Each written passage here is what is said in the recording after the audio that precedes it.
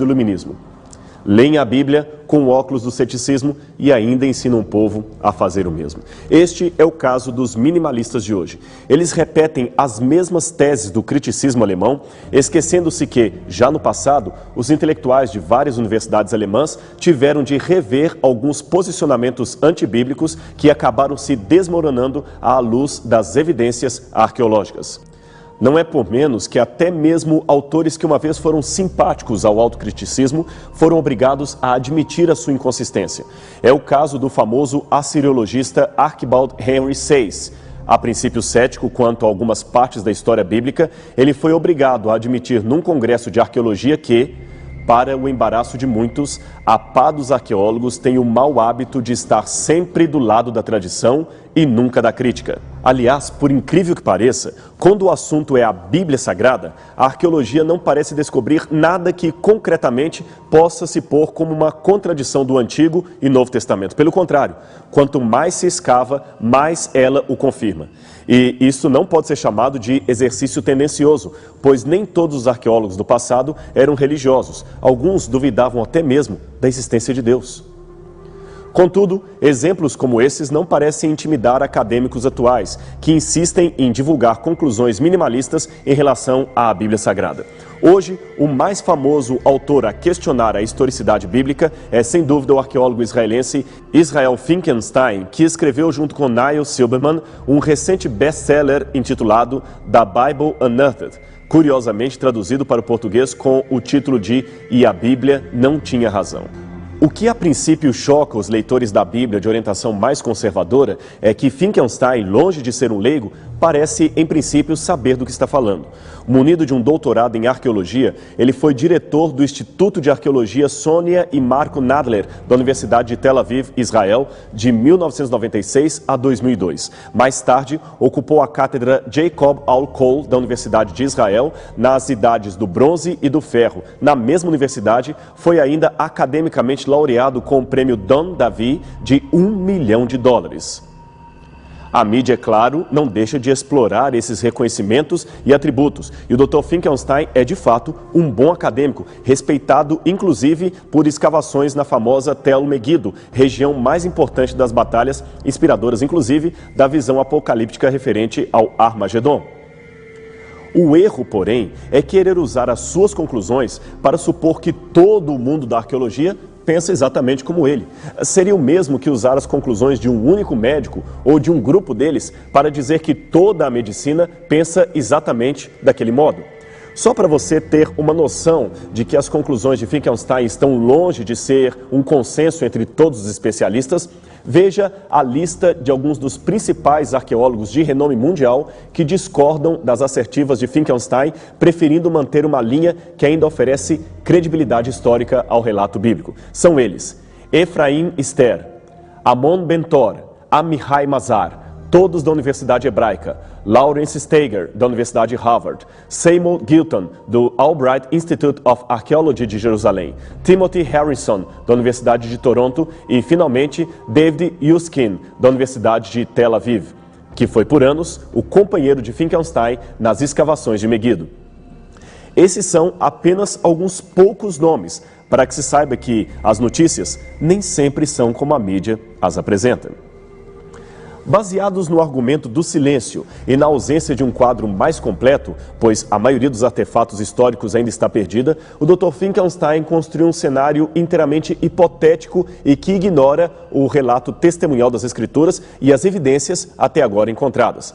Sua reconstrução dos fatos nega até mesmo a historicidade do Reino Unido de Israel e da figura monárquica de Davi, que, se existiu, teria sido, na opinião de Finkelstein, apenas um líder vassalo, um rei tribal e nada mais. Ele ainda supõe que os israelitas foram apenas um conglomerado tribal cananita, sem nenhuma expressão social, que jamais teriam partido do Egito em direção à Terra Prometida. Isso mesmo, o êxodo nunca tinha acontecido. Vejamos as suas conclusões nas suas próprias palavras. Não existe evidência arqueológica que sustente as mais populares histórias da Bíblia, como o Êxodo, a peregrinação pelo deserto do Sinai, a conquista de Josué sobre Canaã. O rei Davi, que teria feito de Jerusalém a capital do Reino Unido e seria o mais famoso ancestral do Messias, não existiu. Quem existiu foi um pobre líder tribal, possivelmente chamado Davi, que nada governou de impressionante, nem nunca possuiu um grande reino unificado, mais tarde transferido a Salomão. Aliás, a Jerusalém de Davi era uma vila pobre e miserável, e não há evidência histórica que confirme a existência do Templo de Salomão. O processo, portanto, que temos descrito até aqui é, de fato, o oposto do que encontramos na Bíblia. O surgimento de um antigo povo de Israel foi o resultado de um colapso da cultura cananita e não o que a causou. A maior parte dos israelitas não veio de fora de Canaã, eles emergiram de dentro dessa terra. Não houve um êxodo em massa do Egito, nem uma conquista violenta de Canaã. A maior parte do povo que formou o antigo Israel eram moradores locais. Os israelitas primitivos eram, ironia das ironias, originalmente cananeus. De fato, não possuímos um elemento de evidência para cada frase ou cada história escrita na Bíblia. Ninguém ainda encontrou, por exemplo, uma pedra que refira ao rei Saul ou um tablete acadiano que cite o profeta Daniel entre os sábios de Babilônia. Também não temos no Egito nenhum papiro que mencione um governador hebreu chamado José. Mas não devemos ser apressados em concluir com isto que a Bíblia seja mitológica ou inexata em sua narrativa. Só para você ter uma noção, passaram-se mais de 1000 anos até que o arqueólogo Frank Godiel pudesse encontrar o palácio de Cleópatra e realmente confirmar que ele existiu na história. Até então, os historiadores dependiam de relatos antigos, cuja precisão também poderia ser questionada. Portanto, desaparecimento não é sinal óbvio de inexistência. Guerras, sobreposição de camadas, ladrões de túmulos e apropriação do tempo fizeram com que muito material histórico se perdesse para sempre. Logo, quem teria mais crédito diante de um julgamento forense? O autor do Êxodo, que viveu na época e se declara testemunha ocular dos fatos ali mencionados, ou autores tardios como Finkelstein, que tentam reconstruir a história milênios depois dela ter acontecido? Vejamos, portanto, algumas das conclusões de Finkelstein contrárias à Bíblia e por que é possível discordar delas. A arqueologia moderna permite nos assegurar que o núcleo histórico do Pentateuco e da história deuteronômica não foi escrito por Moisés. Esses livros foram compostos no século 7 a.C.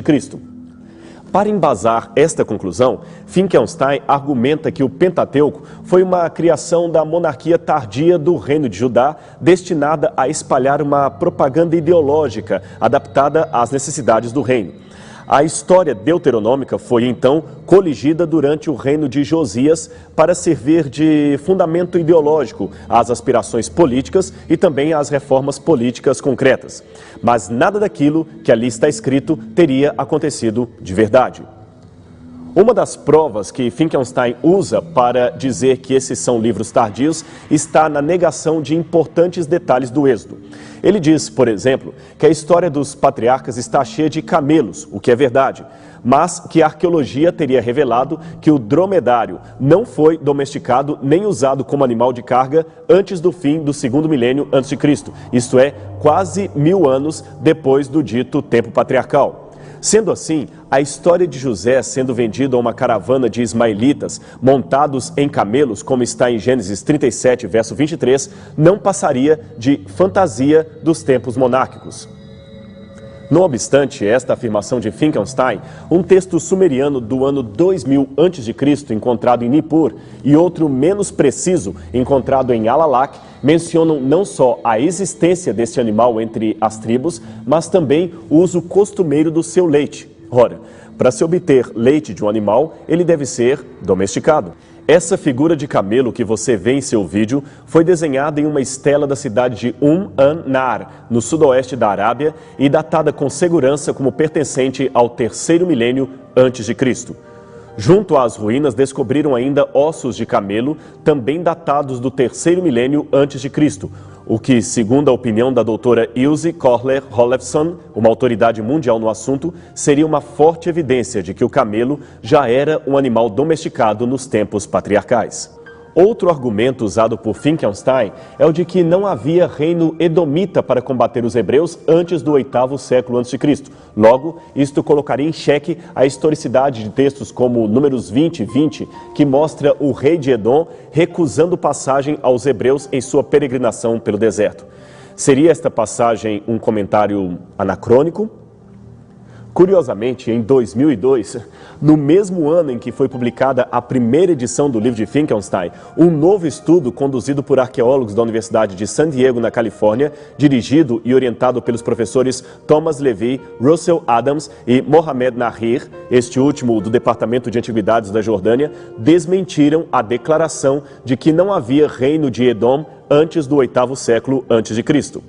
Com um time de estudantes de arqueologia e escavadores vindos de diversas partes do mundo, o professor Levy, que aqui aparece de verde ao centro da foto, descobriu antigos artefatos muito importantes no sítio da antiga Khirbet en-Nahas, que em árabe quer dizer ruínas de cobre.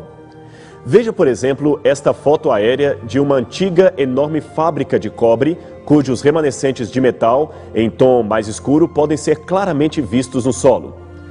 Aquela zona de cobre era ignorada pelos arqueólogos por razões óbvias, dificuldades de escavar um terreno tão árido e também pelas ideias pré-concebidas de que não havia um reino edomita tão grande assim.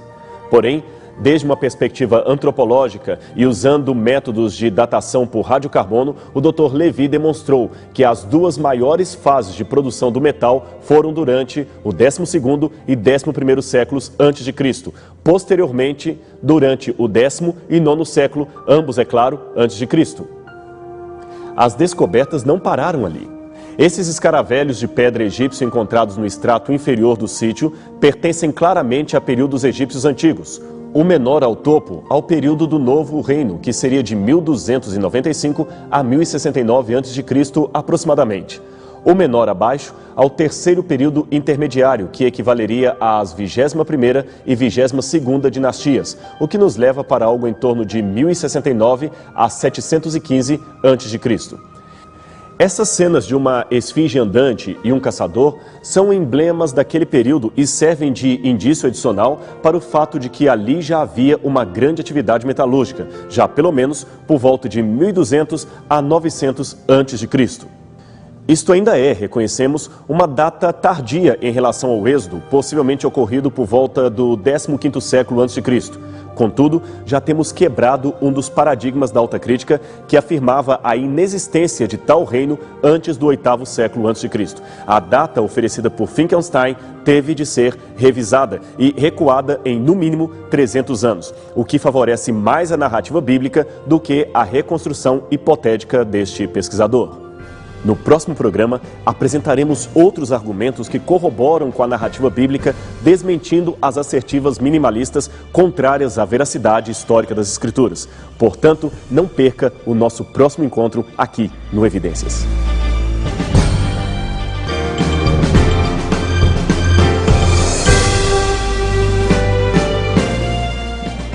Este programa tem o apoio cultural do NASP, Centro Universitário Adventista de São Paulo, em parceria com a TV Novo Tempo.